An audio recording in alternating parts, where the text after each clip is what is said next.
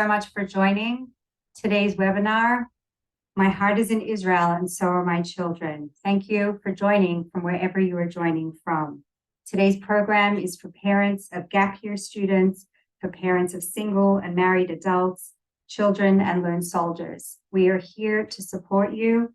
I am Dr. Kali Namdar, Resilience Programs Coordinator at Ohel Kestenbaum Family International Children's Services at Ohel.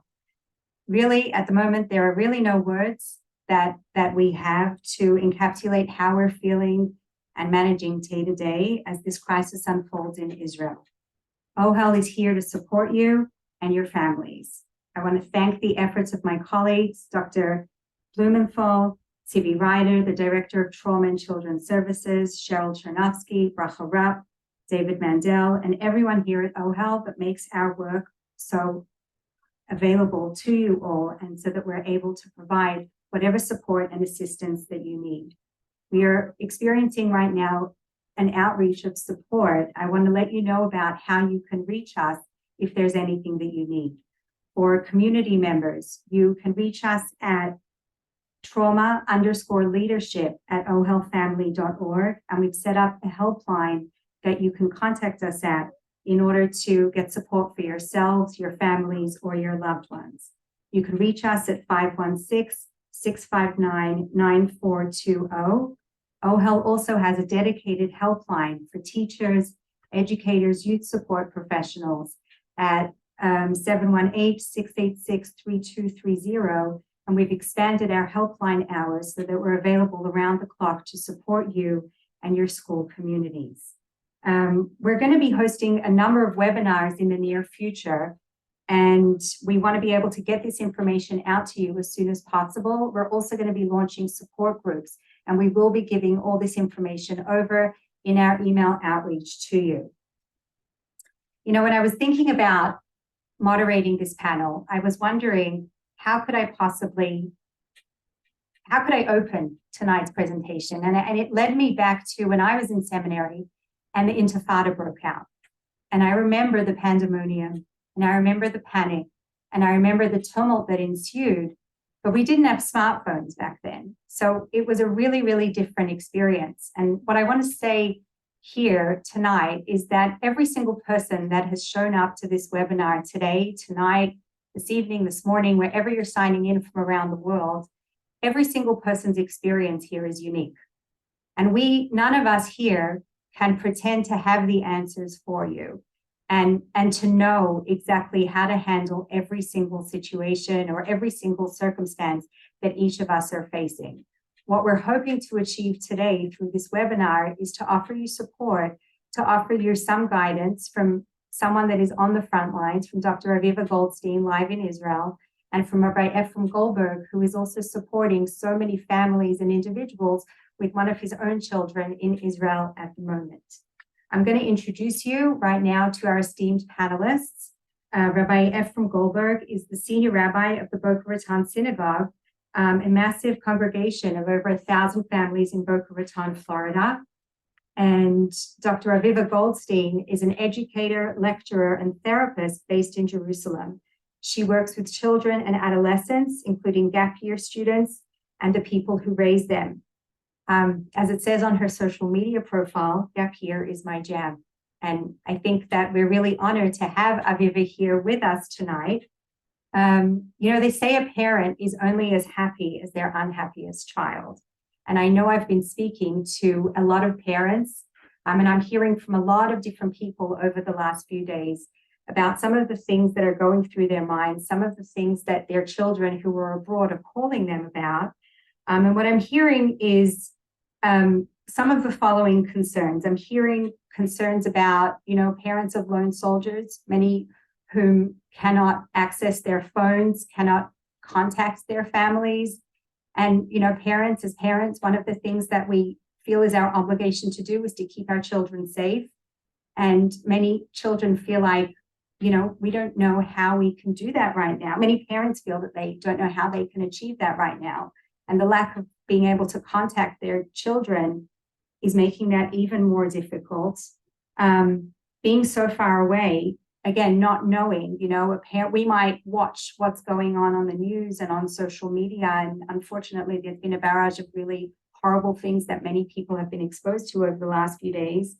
And just really wondering, are our kids really, really safe? And even those with mental health issues, they seem to be really exacerbated over the last few days. So we talk about emunah, we talk about having belief, having faith, we talk about resilience, and we think about our kids abroad and even the children here too, and the communities here too. So it would be really wonderful if you could shed some light for us on supporting ourselves and really being there for our children. The way that this is going to work is Dr. Aviva Goldstein is going to speak about her lived experience right now in Israel. She is doing the work. She is a therapist and herself an educator in a seminary in Israel, and can speak to us about what things have been like the last few days in her experience being on the ground, and offer us some insight based on her experience on the ground. And then we're going to pivot to hear from Rabbi Goldberg. What I would love for everyone in the audience to do is please drop your questions in the Q&A box. After both Rabbi Goldberg and Dr. Goldstein have spoken, then we're going to start fielding your questions to the panelists. I'm going to open now. Dr. Goldstein, please share with us your insight. Thank you so much for having me tonight. As I keep saying, I wish it were for other reasons and under different circumstances. I'll open with two caveats. One is I apologize in advance if, at the last minute, I have to sort of disappear from the screen. God willing, it will continue to be quiet here. And I also apologize for the dark circles under my eyes. I think it was about saying that's just kind of making its face around all of us today.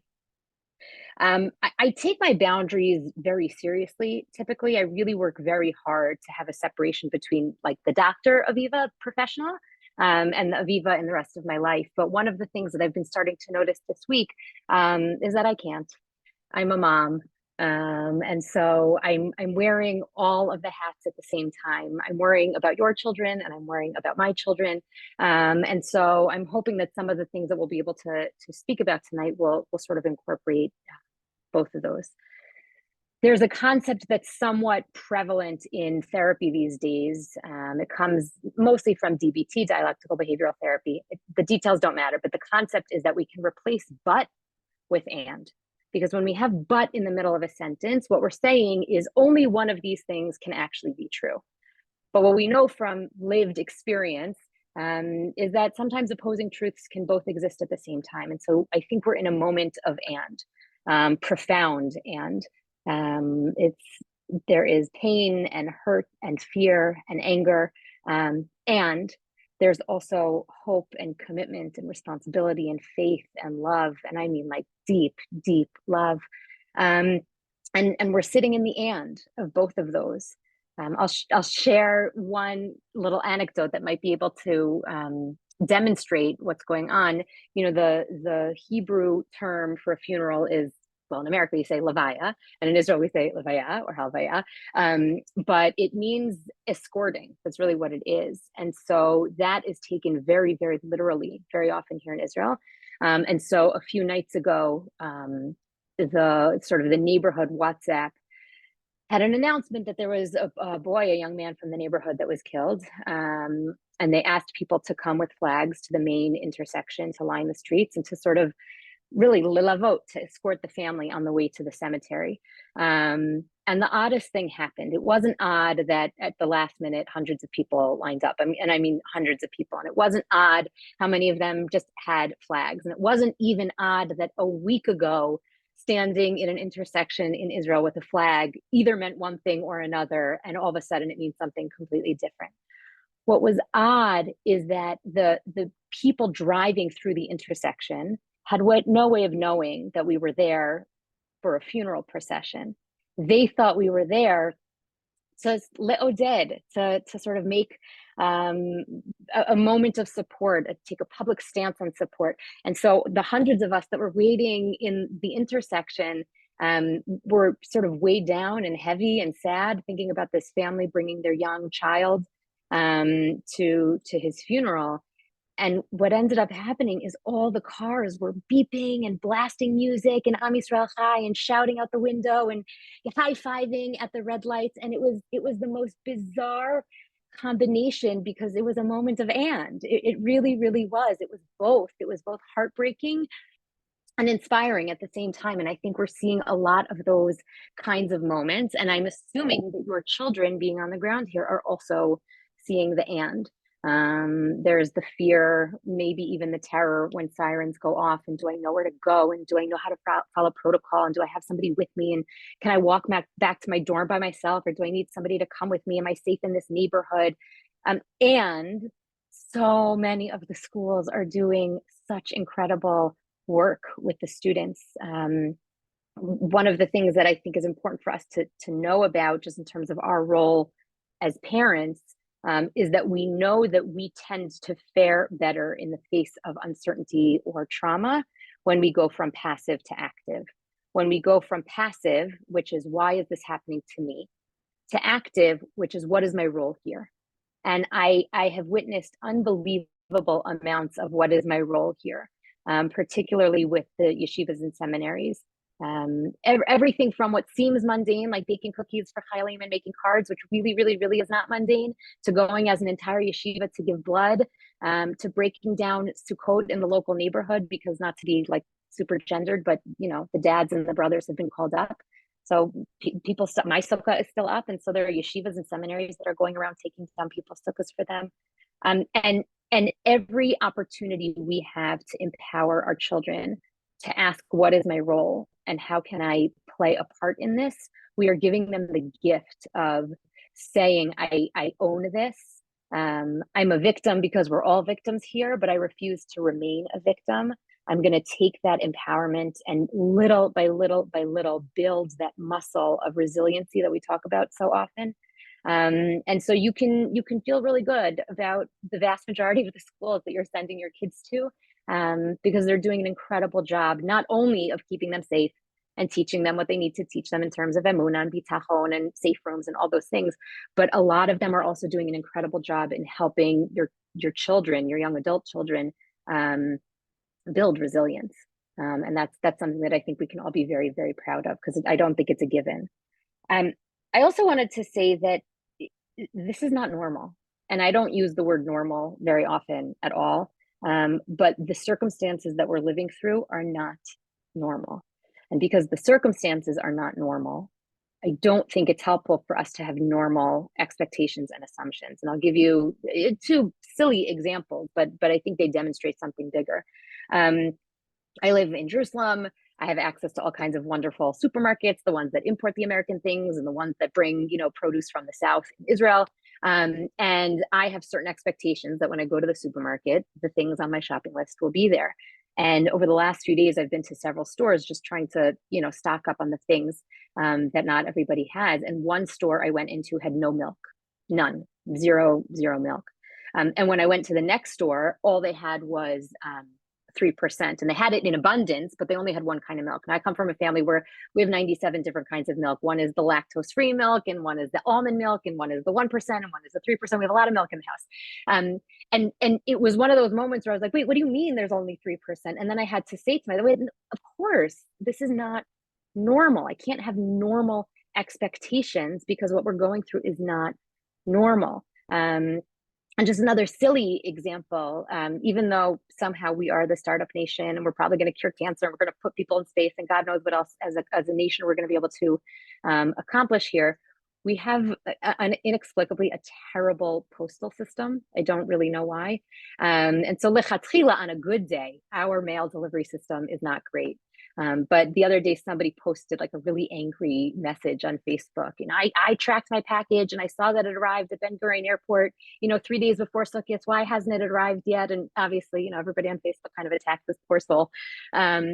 But on a good day, our postal service is not great. How much more so when everybody running the postal system has been called up. And so you can't expect that you're going to get your package when you thought you would get it. So these are two very sort of superficial and silly examples, but I think if we take that and apply that to where we're at emotionally, we might be able to connect some dots. What we're going through is not normal, so therefore what we're feeling is not going to feel normal. We don't typically walk through the world with a sense of fear and instability and vulnerability and exposure. And those are really uncomfortable feelings for most of us. And so one of the opportunities, I guess you can call it, that we have here is to be able to sort of do like a systems check and to check in with ourselves and say, are the emotions that I'm feeling a match or a mismatch to the situation? Because I'm not going to ask, is what I'm feeling normal? Because this is not normal. But if I'm going through something very scary and I'm feeling scared, it may be uncomfortable, but it's a match. And the good news is that my system is working if I'm feeling scared. And the same thing with, I'll call it angst, because I don't want to get into anxiety or frustration or anger or whatever the emotion might be. And so when we think about what role you might play with your children, whether they're, barely legal or if they have children of their own, is enabling them to do that systems check with themselves, obviously to validate when they share their feelings with you and to share their, experiences with you.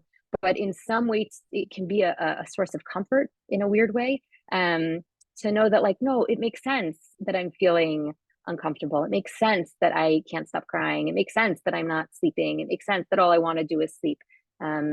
Because the question is it a match or a mismatch? And given the circumstances that we're in, I'm assuming most of our emotions are a match, even if they are deeply uncomfortable. I also wanted to just share, and then I'm happy to pass it over to Rabbi Goldberg, and then I think we can do more of a conversation, that a lot of what we need in order to get through this, unfortunately, we learned, or Chetzi learned during COVID, how uncomfortable we are with unpredictability, when we're not really sure who we can trust, when we have a sense of a loss of control. What do we do when we don't have routine? What do we do when we can't stick to the regular things that we do on a daily basis? And for better or for worse, most of us adjusted to that very uncomfortable, not normal. And in some ways, if we can sort of dig back to the parts of Corona, I don't want to say that we're positive, because it wasn't positive, it wasn't net positive, but there were so many lessons that we were able to learn about the value of community and the value of knowing what's good for me and the value of, touching base with each other, to know, oh, it turns out I am a person of routine. Good. I know that about myself. And so that means in order for me to endure the next unpredictable period of time, I'm going to need to establish routine for myself. Or the opposite. Turns out I love spontaneity. I didn't know that about myself. And the routine of every day was, exhausting for me. And now in COVID, where I don't have the routine, I actually really appreciate the spontaneity, and the same thing here. Most of these things are not right or wrong, yes or no, black or white. I really, really, really don't think that we're copy paste. I don't believe we fit into a box. I don't think we're one size fits all. And so what might work for your friend's kid in Israel is not necessarily going to work for your kid in Israel. And what works for you is not necessarily what's going to work for your aunt. But I think we can take opportunities to sort of tune into the moment and say, what is okay here? I can make a long list of the things that are not okay, but what is okay? And how can I maximize that? Because I'll just go back to the beginning of how I started. It really is an and. There is devastation and horror and trauma that I'm not even sure how we're going to get through to the other side. And there's tremendous hope and love and commitment and faith.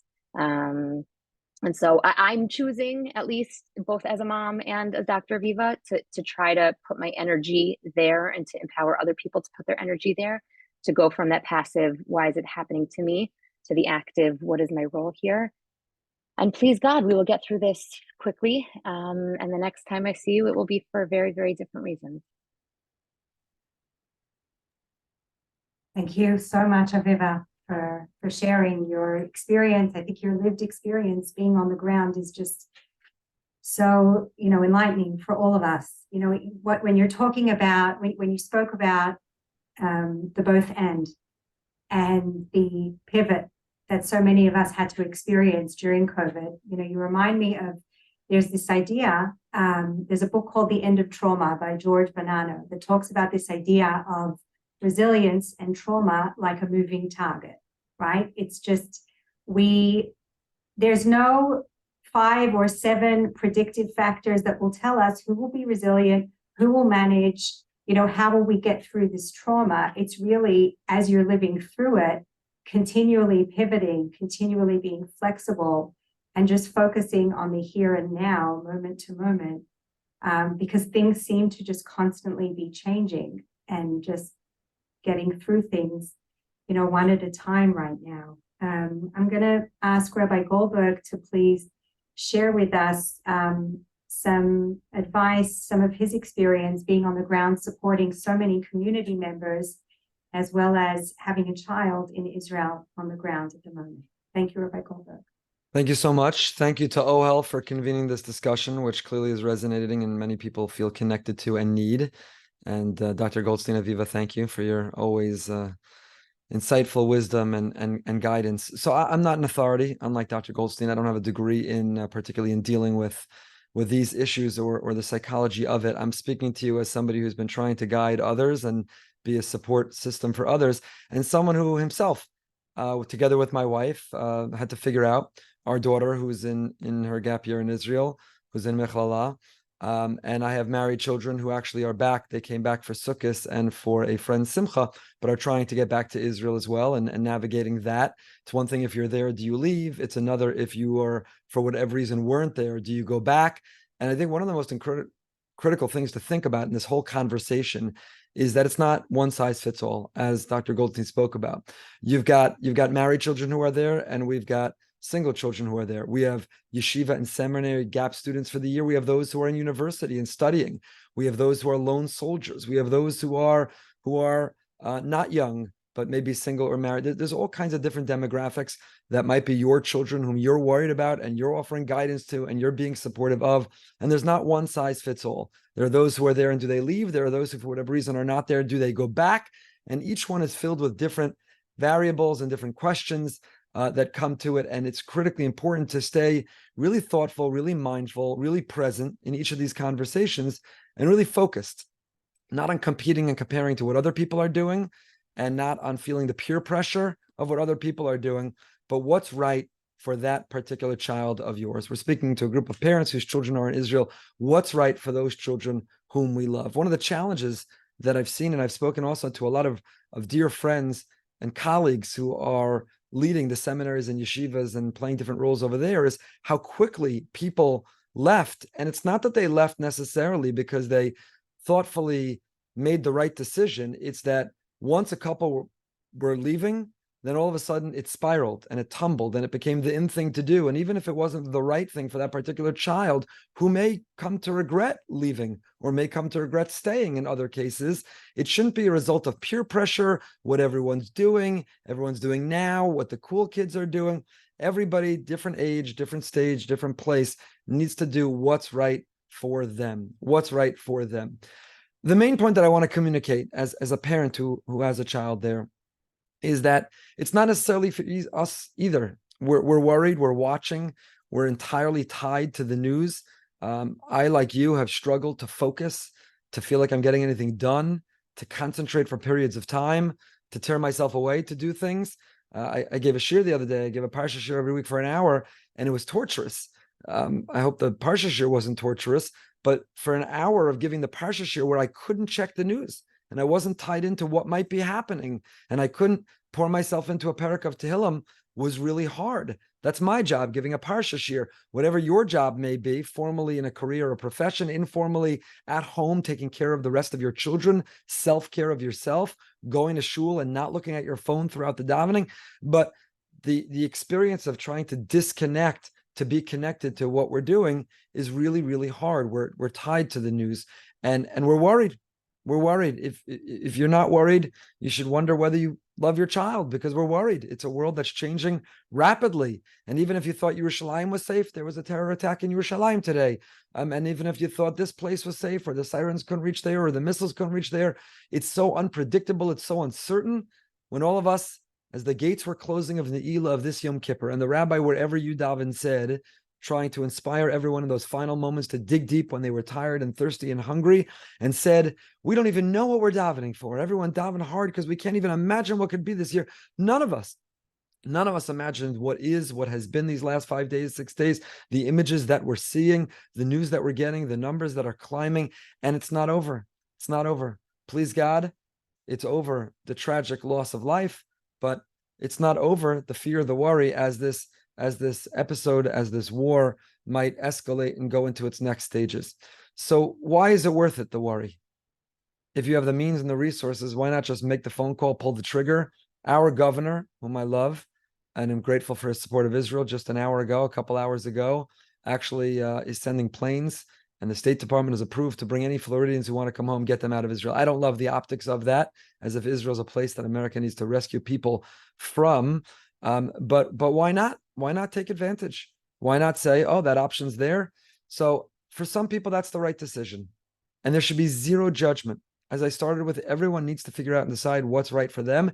It is so important for us to not judge one another. You stayed, I can't believe you would leave your children in harm's way. Your child left, I can't believe you abandoned Israel in her time of need. We cannot sit in judgment of one another. That's true, by the way, for all of us as we're going through this.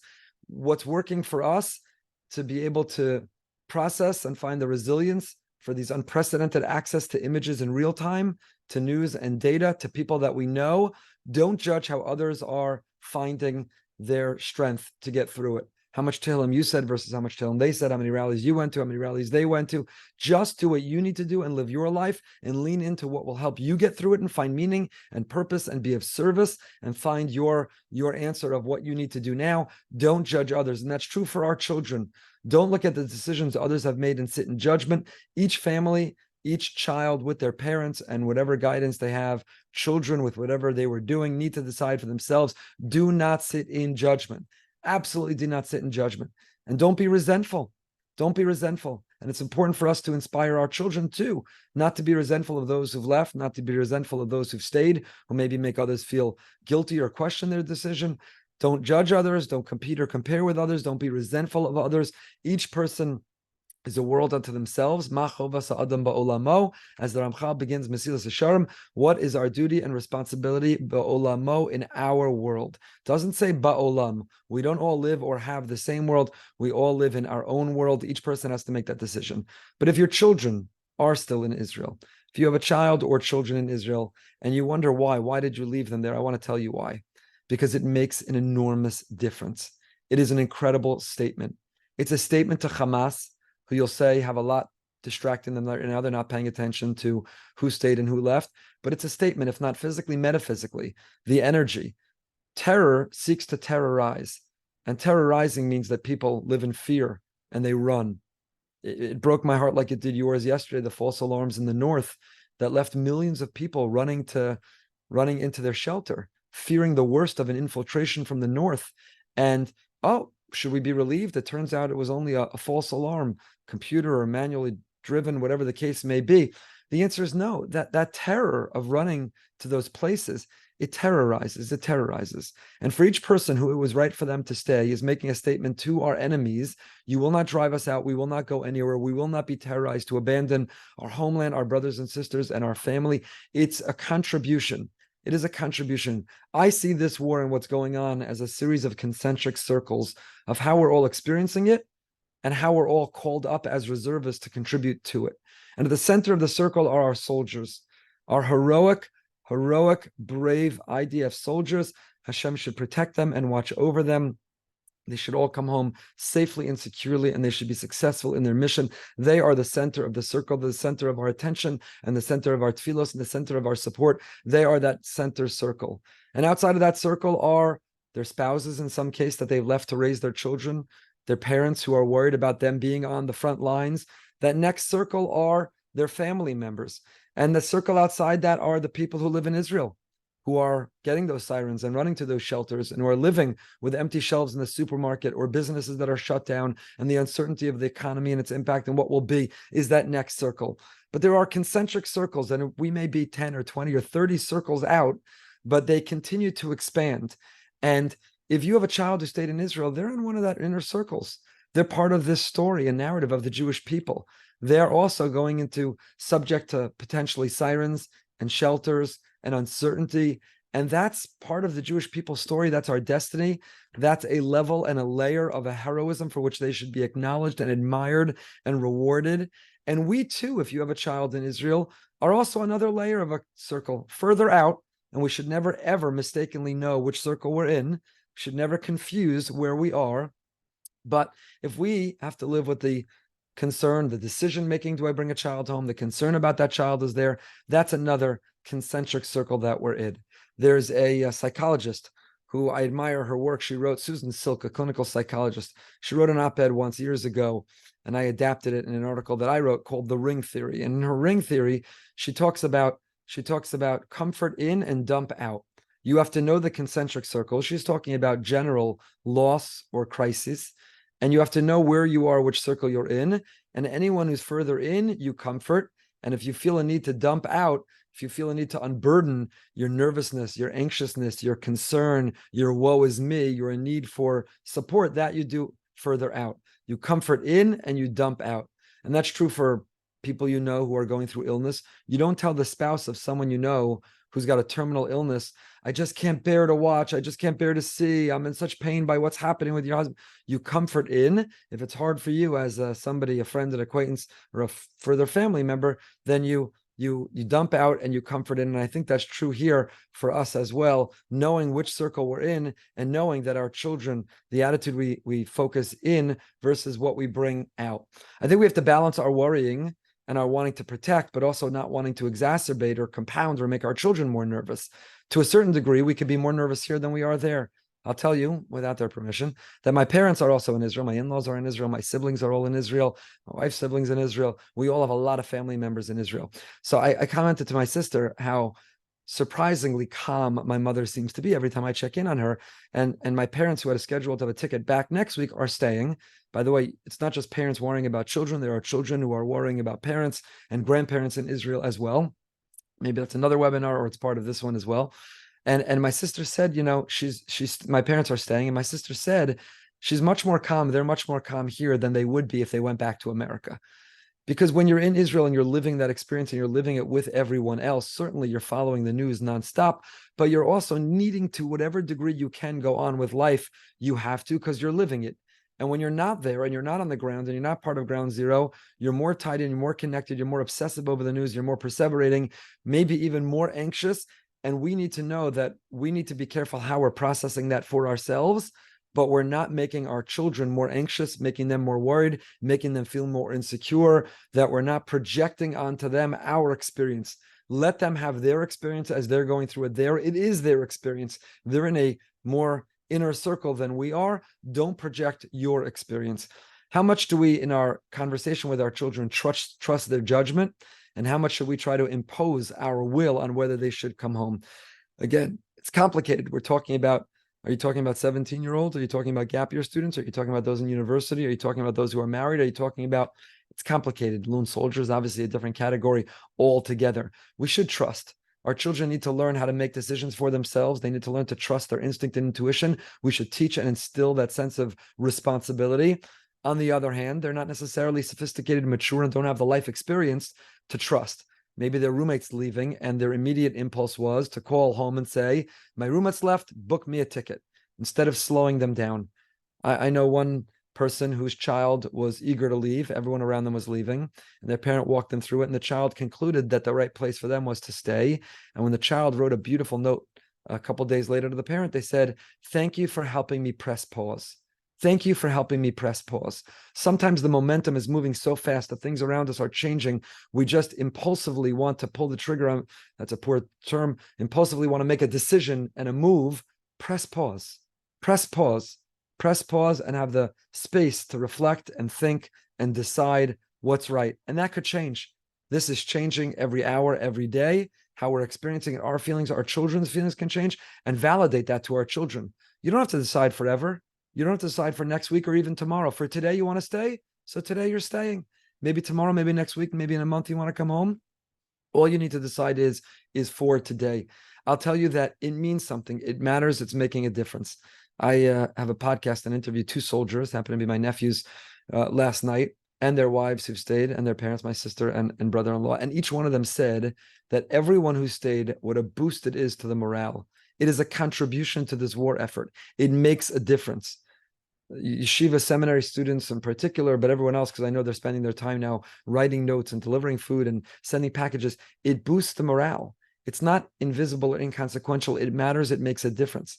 And the Tehillim and the davening and the zchuyos, the merits that you earn there, you can't compare the merits you earn in Yerushalayim, Ir HaKodesh, and in Eretz HaKodesh, in Eretz Yisrael, than in Chutz La'aretz. You're in the place where mitzvos matter and count, as opposed to where we're just practicing for when we will be there.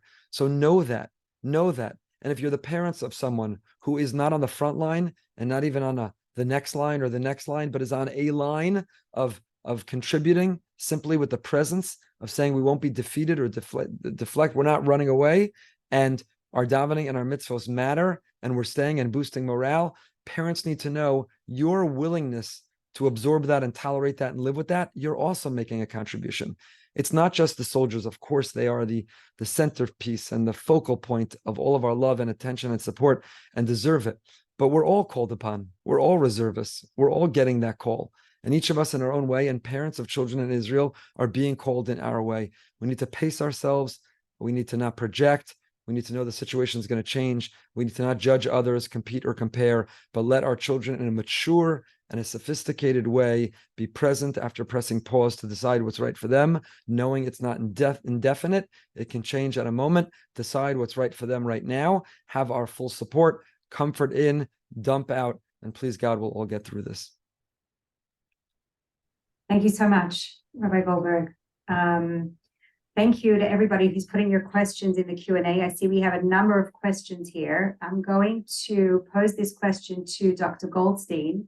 A parent wrote in that some adolescents aren't always so great about sharing how they're feeling. And again, some parents themselves might be having their own panic, their own angst, as you called it. What would you recommend for parents who genuinely want to check in on how their kids are doing? How are there specific questions? Are there suggestions that you could offer for how parents from afar could really check in on their kids? Again, we also have this idea that, children may not want to worry their parents. So how do we really get a sense of how our children are doing without imposing what we might be feeling on them, and really giving them the space to tell us what's really going on for them? It's a great question. And if we had 100% certainty, then we should win the Nobel Prize for just solving parenthood. So there are a lot of proposals. One is just to check in that your child is speaking to someone. And it might bruise our ego a little bit if that someone is not us. But if they have someone that they can speak to, a teacher, a Rav, their aunt who's in Israel, whoever it might be, ideally not their friend, because then you end up with a whole bunch of people in a similar boat that they can validate each other, but they may not necessarily be able to guide each other. But number one, I would check that they have someone that they can speak to. Number two is, I think we need to recognize that there are steps, there's a process, there are phases to things like this. And we're not done yet. And so it's a little bit too early to be processing. That doesn't mean we can't speak about what we're feeling presently, but it's going to take us some time and some space to be able to really process and understand and digest what it is that we have experienced and are experiencing right now. And your kids may not be ready to talk yet, and that's okay. I'm in a group with some other, some colleagues of mine, and someone was saying, mamash today, that they know about themselves, even as a professional, that they are relating to this professionally, and they're relating to this intellectually, but they have not yet gone into relating to this emotionally. And they know that about themselves. And at some point they will, and they will shatter and they will break down. But they know that they're just not there yet. And that's okay, because really this is all still very new. So those are just two things. I mean, I could say a lot on the topic, but I don't want to take up so much oxygen.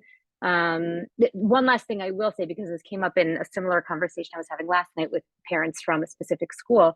Somebody was saying, what am I supposed to do with my kid we have a ticket, we booked the ticket for 2 weeks from now, and every day I check in, and she is not saying if they're ready to go. And like, why can't, like, every day we're having this conversation. What am I supposed to do? They haven't made up their mind yet. And humbly, because I don't know the answer, but humbly, I suggested maybe stop asking, right? Meaning the ticket has already been purchased. The child knows what day the ticket has been purchased for. And so they know that's the deadline to make the decision. Now, by the way, if they make the decision that they don't want to go, and then 3 weeks later they decide, you know what, I regret it, I do want to go, so you'll get another ticket. Somebody will help you get another ticket. But maybe we can stop checking in with them so much and just saying, tell me about your day. I love you so much. Do you want to hear about what's going on here? It's almost counterintuitive because we so want our kids to open and talk. But maybe they don't have to. We're certainly not yet, and maybe not to us. I hope that's like not too harsh of an answer. Thank you. Thank you. Another question that just came in is, many parents are dealing with this roller coaster of emotions. First of all, their own roller coaster of emotions with their children being over there. But, you know, they'll get a call from one of their kids in the morning, everything's great, you know, I'm doing okay. And then half an hour later, they're an absolute mess. And then just, you know, the parents needing to be available all the time to be able to just field whatever is coming their way from their children. Rabbi Goldberg, if you could offer us some insight for parents on how to help navigate this just ping pong back and forth of helping kids support, you know, whatever they're doing in Israel, university students, whatever position they're in. Obviously, with lone soldiers, it's a different situation. But if you could give some guidance as to supporting children in this roller coaster that they might be going through. It's a great question. I think, again, it's critically important that we're not projecting onto them how we think we would feel, how we would be experiencing it, what we would want to share. Even to tell children, which I've made this mistake of saying, you need to know that you're going to, for the rest of your life, remember this is going to transform you. You'll be there with the Jewish people. And there's a piece of me that very much believes this, but you can't promise to your child how they'll experience it for the future. You can't tell them how it'll affect you. What you can tell them is that they are impacting and affecting the Jewish people in Israel by being there, right? So there are certain objective truths that I think you can share to reinforce, to bolster, to support. But to tell them or promise them what it will mean for them in the future, it would be an irresponsible thing for us to do. So I think we should be available and accessible. I think we need to validate. I know one of the people asked, you know, if a child says, I'm not particularly scared. So if they're recklessly not scared, if they say, I'm going out as if nothing's going on, and they're acting recklessly because they're not scared, then that's something that should be followed up on. But if they're just says, you know, I have trust in Hashem, in the people around me, in the security forces, in following the rules, and there's nothing more I can do, so I'm choosing to not live with a state of panic, and I'm good, then also let them experiencing it in that way. You don't have to say, what are you, crazy? You're not afraid, and you don't hear the siren, you don't think about what could be, and you don't picture. And so I think in both directions, we shouldn't project, we should validate, we should make space for them to experience it the way they're experiencing it. We should be available and accessible, but also not in a way which is allowing drama. Drama sounds like a harsh word too, but sometimes, particularly young people, thrive off of drama, and drama can be almost addictive, and the drama begins to compound and grow. So I think that just bringing things back to calm, pressing pause, even pressing pause on how you're feeling right now, what would help you. Do you want to take a nap? Do you want to take something to eat? You want to read a book? Do you want to watch something? Do you want us to talk again in an hour? Where are you feeling? Checking in. But that ability to slow down and press pause and experience what you're experiencing, and do so being validated and having space to do so legitimately, I think that's our responsibility. And but to guide it in a way that validates it when it needs validation, but also to identify when it needs further support. As Dr. Goldstein said, even before this, coming out of Corona and long before Corona, there was the epidemic of mental health, of anxiety. We've all spent a lot of time, all in particular, all of us, on working on that. So to think that it wouldn't be now on steroids, of course, is absurd. So sometimes we're going to see where it's beyond what you'd call it within the parameters and the spectrum of what's an ordinary way to experience this extraordinary. And when you need to speak to somebody, do you want to have a Zoom meeting with someone? Do you want to have a conversation with someone? Is there someone you'd like an appointment with? There are children who maybe historically have taken or now need to be introduced to chemical, medical options that could help them figure out how to get through this. So, and even there, we have to not project what we need to be prescribed, or who we need to speak to, and force our child to have that. We need to listen. We need to make space. We need to know when something sounds like there needs to be a little extra intervention. We need a professional that's way beyond us, that we're not positioned and don't have the education to guide, and when we need to bring a professional in. And I think that's our role. I can't emphasize this enough. That's our contribution to this. So if you wanted to go to the Tehillim rally, but you were on the phone with your child in Israel, so you couldn't, don't try to hang up on them to go to the Tehillim rally, because that's where everyone is who wants to feel good they're doing something for Israel. Your job, your responsibility, your role is to be there for your child, your parents, your cousins, your niece, your nephew, whatever degree you're being supportive of those who are on the ground and in Israel. That's your contribution. Each of us are in this. We're each called upon. We're each reservists. We each have a role, and don't try to do someone else's role. You wish you could be at the Tehillim rally. You wish you were finishing the book of Tehillim. You wish you were going to the extra learning. You wish you were going to pack those goods and send them over. But right now, your child just needs to sit with you on the phone.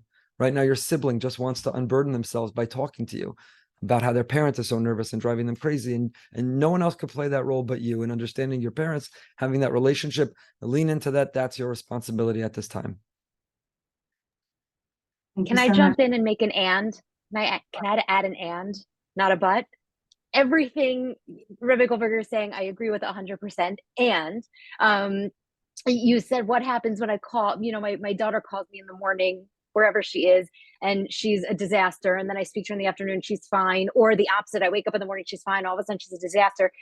A lot of the things that we're finding, the questions that are coming up now, have almost nothing to do with the situation that we find ourselves in. This is something that sort of perennially comes up for camp directors, sleepaway camp directors, for anybody who's running a program in Israel. My daughter will call me and say, I'm starving, there's nothing for breakfast, everything is gross. And, the mom, the dad spends all day saying, oh my God, how are they not feeding her? She's going to be so hungry, and I want her to develop healthy eating habits. And, you go in a million directions, and they call the director, and they WhatsApp the madricha, and they do all these things. And you've spent your day as the mom worrying about your kid, because that's our job, to worry about them. But it turns out they ended up with a granola bar 10 minutes after they hung up the phone with you, and they're fine. But you've now spent the entire day a stressy mess. And so that's what I'm saying. It's an and, because everything Rabbi Goldberg said is true. Yes, it's our job to be there and listen to our kids. And also sometimes it's okay if you don't jump at everything that they're saying. Yeah, I think one of the things that we hear a lot about is this remarkable capacity that we have to compartmentalize, right? And how helpful that can be.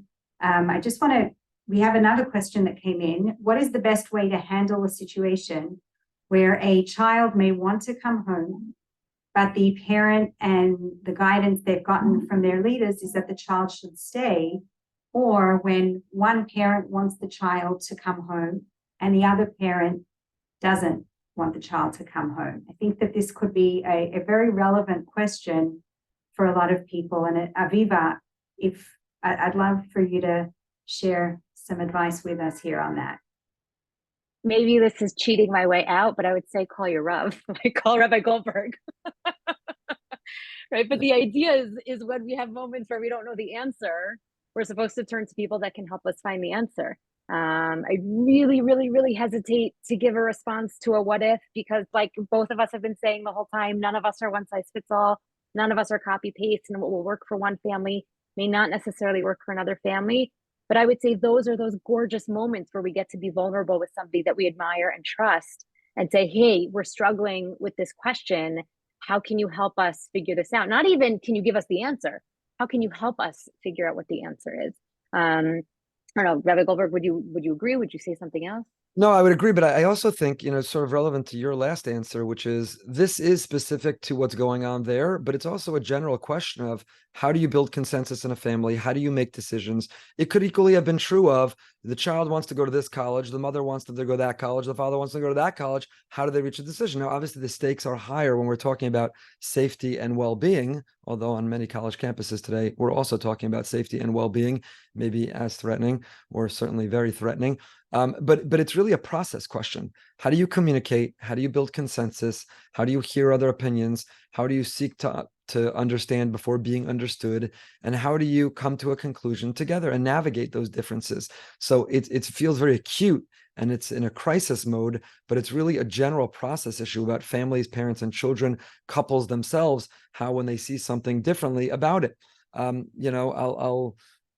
One could have a child, I'll offer a theoretical. One could have a child in Israel and they want to be able to go away for Shabbos, and the school wants them to stay in, and maybe they're not on the exact same page as the child. Maybe the couple themselves aren't on the same page. How do they not allow that to compound the war issue by having a war in their family? It will not add anything to add tension now where there's fighting and resentment and anger and people aren't talking. So how do you respectfully listen? How do you hear the other side? How do you talk it through? How do you look for compromise? How do you figure it out together? And how do you, going back to the specific question, I think this whole question comes down to, why does the child want to leave? If a child says, I'm anxious, I'm concerned every time that siren goes off, I'm not sleeping at night, I can't concentrate on anything, I am anxious, and this is having a terrible negative impact. I'm not eating, I'm not sleeping. That's a very, very serious decision that child maybe needs to come home. I think, by the way, also a child who says, I'm in Israel to study and learn, and I can't focus on not studying or learning anything, and I can contribute more if I leave, but I can focus and study and learn all day. Maybe that's a consideration. Maybe that's also a reasonable reason to live. But if the child says, well, everyone else is, all the cool kids, all the kids I was friends with, there's no one here I want to hang out with anymore. So I want to leave is not one statement. It's the why do I want to leave? And that's where responsible, mature people can dissect that I want to leave. Well, why? What's underlying it? And maybe when you dissect it, then you can lead the child themselves to realize either I certainly want to leave for the right reasons, or you know what? When you put it that way, and when we've dissected it in that way, I realize that I think the right thing is for me to stay. Thank you. We realize also that parent of lone soldiers, that is a real area that we would really like to provide support in. So we are going to be hosting another webinar, please God, next week, that will really talk to this unique experience that families might be going through. Aviva, Dr. Aviva, if it's okay, I'd like to pivot a little and ask you a question. And if it's okay to put on your parenting hat for a minute. I know that there are parents who are here tonight or today with us on today's presentation, parents who have children in Israel with their own children, so grandparents. And one of the questions that we just received is, my daughter and son-in-law live in Israel with many children of all different ages. What should we say to our children when we speak to them? We speak of mundane, everyday things like we usually do, but how should we comfort them? And do we talk about the war? Do we pretend everything is okay? I hope it's okay to ask you this as you're living through this, but perhaps you could tell us what you feel would be most helpful for others to hear. Sure. I recognize that not everybody has superstar grandparents. I recognize that not everybody has grandparents, but those who do have a tremendous bracha in their life, because grandparents can provide, and there's actually tremendous research on this, and there's also a lot of really interesting Torah wisdom on this. Grandparents can provide a completely different outlet than parents can. We know a grandparent's love is different than a parent's love, right? They can sneak the chocolate late at night and not get in trouble for it, right? All the different ways that we can spoil our grandchildren. And so the first thing I would just make sure is that you're just stooping them with the I love you so much and I'm so proud of you, and all of those things that come very naturally, I think, within the grandparent-grandchild relationship. I also think it's a really, really nice opportunity to sort of to defer to your children who are adults as parents, and to ask them, in your capacity as parents, what do you want me to be doing? Is there one kid that you want me to be asking these questions to? Is there Dafka one kid that I shouldn't be asking these questions to? And it can be one of those, Rabbi Goldberg was talking about sort of like the cohesion of a family. Something shifts when the kids become parents. And when the grandparents can recognize that and turn to their child, even if their child is in their 30s or 40s, and say, look, you're the expert on your kids. You tell me, what role do you want me to be playing? Do you want me to be having the serious conversations? Should I be sending them funny cat videos? You know, whatever it is, the parents probably have a thought about ways in which the grandparents can be helpful. And I'm guessing parents also have a thought about ways in which grandparents are definitely not helpful. And so deferring to to your kids who are the kids' parents, you know, it gives them an opportunity to know that you respect them, and it enables them to admire you as the grandparents even more. So I would again sort of, you know, shtup them with the love, and then defer to the parents and find out what they think would be good for their kids. Thank you. Our time is coming to a close soon, but we have so many questions that are coming in. So I'm just going to ask a few more, if that's okay. I know, Dr. Goldstein, it is very late for you in Israel, so we'll try to be mindful of that. Any tips, any advice for the siblings of students in Israel? This is a parent is asking, my younger child is having a very hard time with her older sibling being away. And I think this question could really apply for, you know, whether your child is in seminary, in university, I think lone soldier too. You know, we have the children back at home that are really worried and want their siblings to come home. Rabbi Goldberg, if you could just shed some light on that, that would be great. Sure. You know, again, every situation is different. And siblings, you could be talking about older siblings, married siblings, younger siblings, a 9-year-old sibling versus a 22-year-old sibling. But I think, again, parents' jobs and responsibility is a lot of listening, a lot of validating, a lot of pressing pause. Why are you feeling that way? Are you worried for them? Are you worried for you? Do you trust them and their decision making about what they're doing and how they'll behave there, and they're following all of the protocols to ensure their safety? Do you not? We haven't even brought up at all in this webinar, you know, the notion, not as a criticism, it didn't lend itself, but Hashem and Emunah and his role in this. So what opportunity are there to talk about with our children, with grandparents, with siblings, you know, where we can direct that angst also into Emunah and lean into our relationship with Hashem, to our davening, to our doing things on their behalf, to channeling that concern into action for them. A sibling can certainly register their thoughts with their sibling. I miss you. I love you. I wish you were coming home, but I trust your decision to stay. And I'm concerned about you, but I'm not going to project that onto you.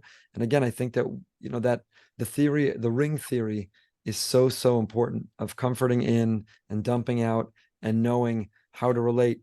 A sibling in America, their job is not to make their sibling who's choosing to stay more nervous.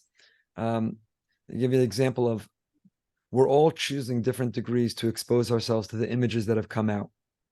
Some are mindfully not looking, don't want to ever see them. Others can't help but see absolutely everything, and it's horror. And we should not be also projecting or sharing or judging people who are choosing to do that differently, or telling them they need to live a life in Israel.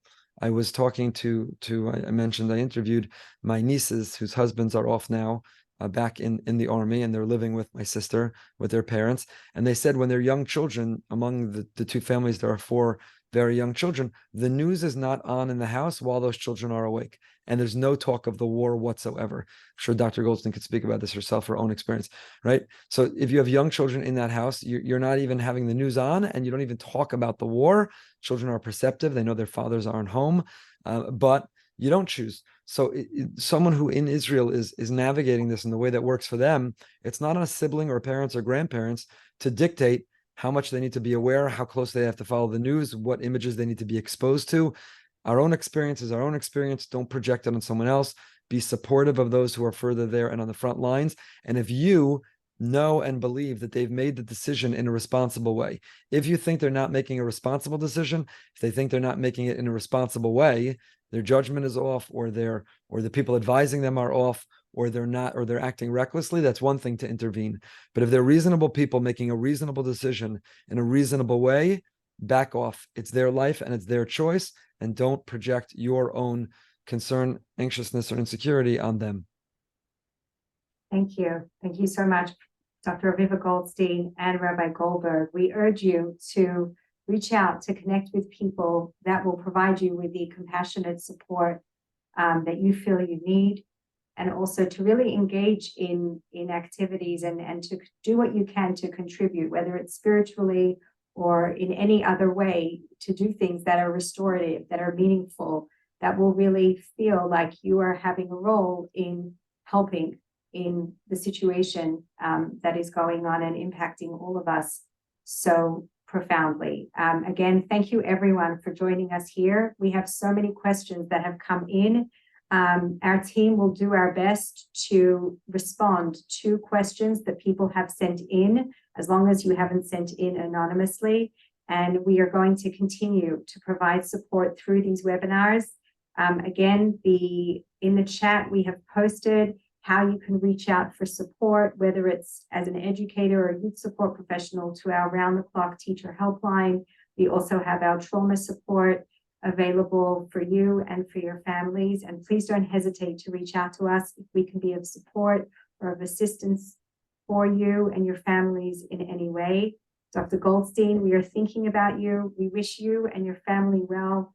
And Rabbi Goldberg, thank you so much, both of you, for giving us so much wisdom and insight here today. Goodbye, everyone.